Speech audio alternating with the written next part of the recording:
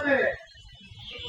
আজকে বাংলাদেশে হাজার হাজার মায়ের সন্তান হারা হয়েছে। আজকে মা কান্দি আর চিৎকার করে উঠছে, কয়েকদিন পর্যন্ত আমার সন্তান আমাকে মা বলে ডাকে। এখন উঠবে সেই পারিবারিক সত্য আমাদের কান থেকে সরে নাই। এখন আবু সাইদ হাত উঠার ভিতরে বুকের ভিতরে গুলি নিয়ে মাটিতে লুকিয়ে পড়েছে।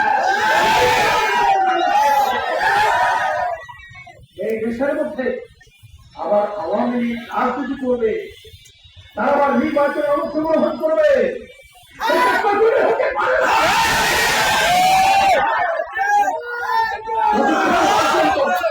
তাদের বিচার না হবে। খুনিদের এই বিচার বাংলার জন্য আমরা দেখব, আমাদের হবে হিন্দু লোকের মতো বলতে হয়। আজকে ছাত্র জনতা